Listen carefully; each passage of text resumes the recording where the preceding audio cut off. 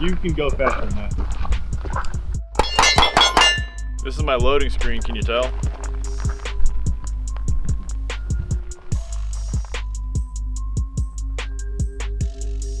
By the way, worst Doritos ever, but best snack pocket. I got that one dialed in. Look at all that, it's all flat. This and a 249 might fix me. This and interlocking fields of fire with a 249. It kind of does the work for me, dude. I don't know, I feel like a lazy little child. That was pointless, it's empty.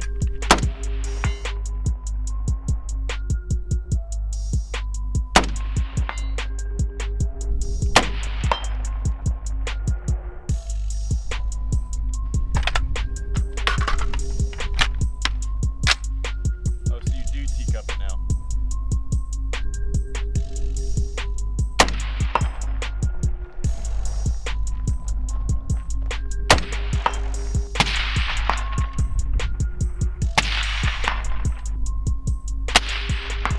That is, you're right.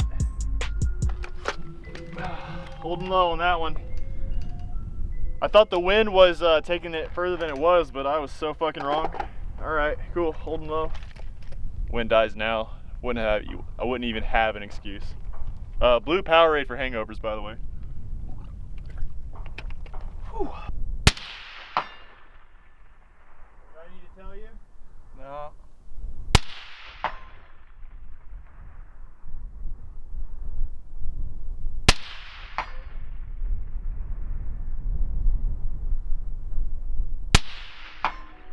So this upper was about $800, including Optic, minus suppressor, obviously.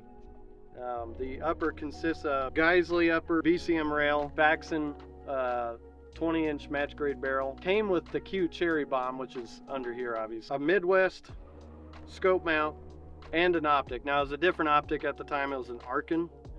This is a Primary Arms 4-16 SLX, which I like a lot.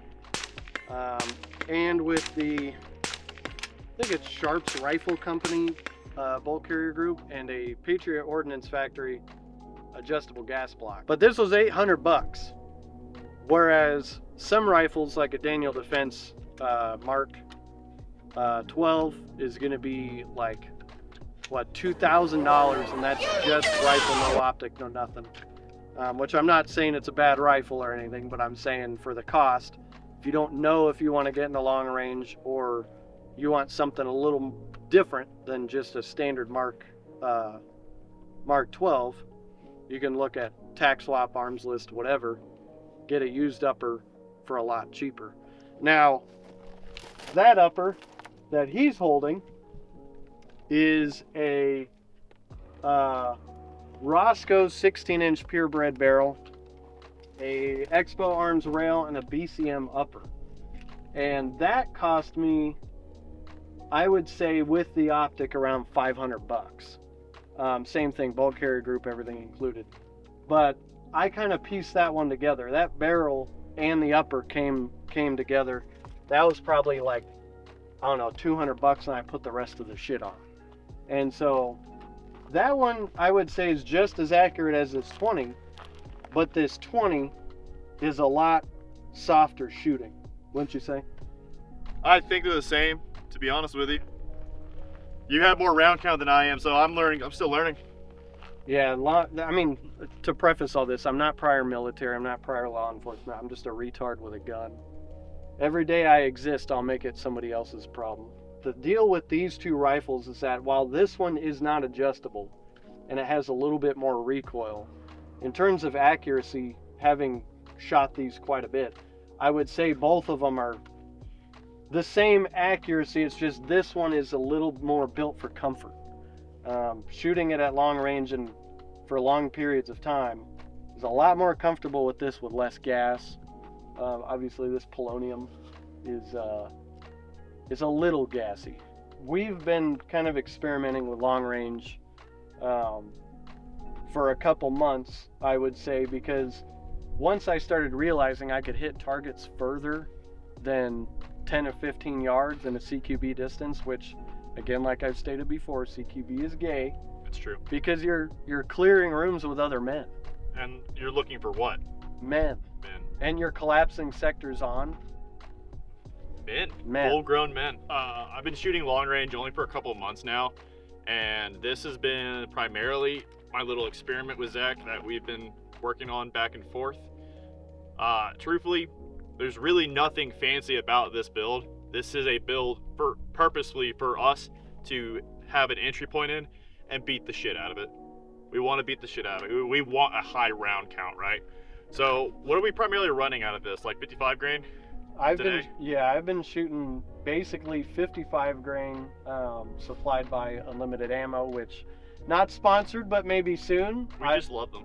Yeah, I love Unlimited Ammo. They're in Queen Creek. I would say in order for us to get a sponsor, we will need somebody to go into their store and hold one of them at gunpoint. But yeah, 55 grains mostly. That's what we're doing today. Normally we're shooting between from 50 out to what our longest was 600, 500. We've been doing about 600 yards. Okay.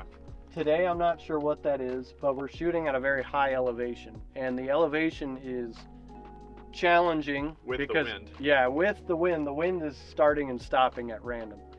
But the main thing is with 55 grains and I believe 62 grain reman from Unlimited Ammo, these do shoot very well. Green tips, pretty good. Obviously 77s are going to be better, but 77s are just too expensive to be shooting all the damn time. But I will say that the 77s are worth the money. If you want the performance, that's the way you go. If you're looking to train, we've been grabbing 55 grain a whole lot. Yeah. And like I said, this build is really nothing crazy. Hell, even on this one, we're only using a 1-to-6. We're shooting with a 1-to-6 out to what, 500 sometimes, and it's a bitch. But the whole point is that we're doing this as our stepping off point. This is the entry level gun that we decided this is what we wanted to go with, and we've been running it like crazy. Our goal is to run this thing into the ground eventually. Yeah, so one of the main points of this video, god damn.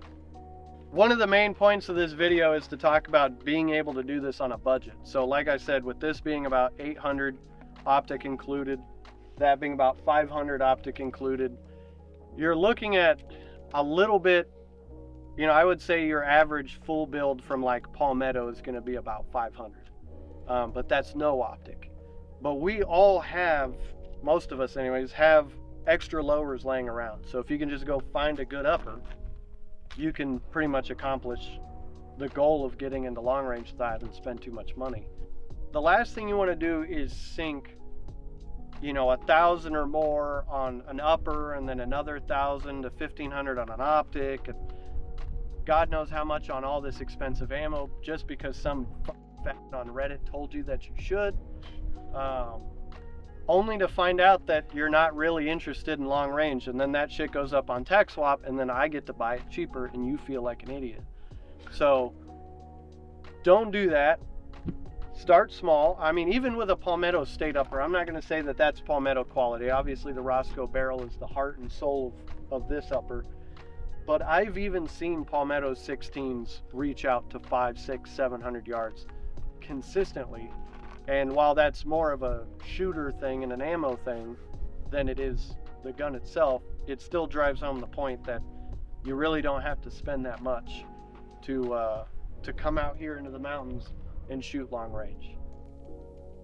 Here it is.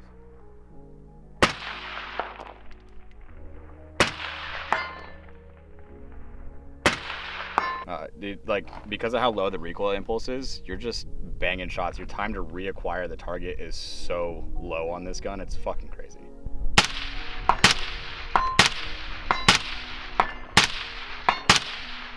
How do you like the anechoic can? I really don't even need these ears, so I'm pretty surprised by it, man. It's definitely shooting super quiet. Some context to the viewers at home. This guy does personal training, and some people I guess need their significant others of approval to go to the gym. Couldn't be me, buddy. So maybe that shot you got last time was a headshot, because that shit sounds different. I'll shoot it in his dick for reference.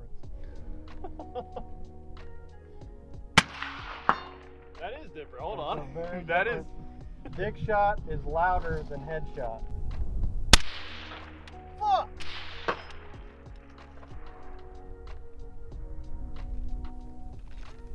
I don't know where that target is. Alright, I'm gonna do this again. If only I would have painted it bright fucking orange.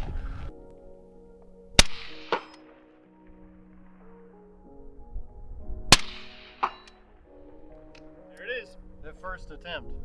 That was easy. Wow. That was probably the easiest draw I've ran in a while. Yeah. I don't even I'm know not gonna why. fucking kill myself about it later. I don't feel ashamed at all about my performance about it. I'm actually pretty happy about it. Powerful statement. Very compelling. Like, I don't really want it. My life would be better without it. And Katie's like, well, just throw it then. And I stared her dead in the face and just fucking yeeted it. Stole her soul. She went, oh, he's really about it. Is that an endorsement on Juggernaut cases? No.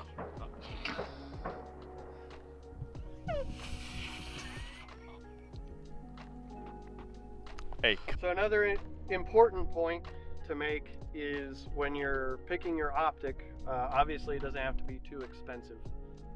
This optic I got on a closeout sale from Primary Arms, and it was $200. This Swamp Fox optic was provided by Swamp Fox, not for review or anything, but just kind of like a teeny type of thing.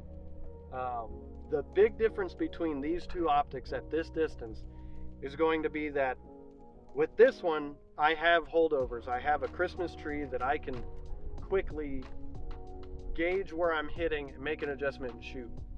This optic does not have that. The Christmas tree is very small. Now, it'll allow you to obviously still hit at distance, and you could dial if you wanted to do that. But this is going to be a lot more forgiving, and kind of the point that I'm trying to make here is that it's not necessarily the magnification that's going to make the biggest difference or the brand or whatever. I'm finding out that reticle choice is a massive player when it comes to hitting long range. So I mean, I would assume with that one at further distances you're kind of holding over, but you don't really know what you're holding over. There's nothing there. Yeah, it has a semicircle right over the top. So once I start stretching out, I'd say around the 400 mark with the 1 to 6, things get a little bit busy, for sure. Yeah. I would prefer a chevron, if I'm being honest. Yeah. Well, and with this optic, and I could probably overlay them on the screen, but with this optic, you know, you can dial if you want. There's a 0 reset. That one does not have a 0 reset to my knowledge. But this is going to be a lot more forgiving. So I guess when you go out there and try to pick whatever build you want to make, and you're looking at scopes and shit like that, kind of think at distance, when I zoom this in, this being a first focal plane, at distance, am I going to get the information I need to make an adjustment and make that shot? Whereas with this, even if this was, let's say, a 4 to 16, even with that reticle, it's going to be a lot more challenging than the information that this gives you. Yes, is it a lot more cluttered? Maybe, but it's data, it's information for you to make adjustments off of. Whereas if you have nothing, just open space, you do get a clearer picture of your target. But if you have to hold over and you're not dialing, what are you going to do? You're just holding over into blank space and hoping that that's going to land you a shot. So things to consider.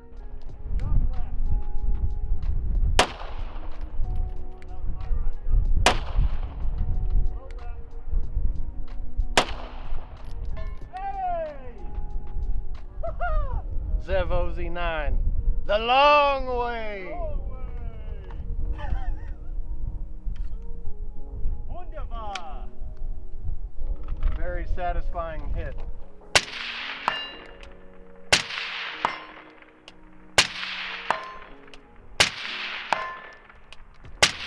This video was basically just about SPR uppers on a budget, how you can get in the long range 5.56 without spending a fortune. So whether you pay $800 for something like this or $500 for something like that, I don't think you'll go wrong.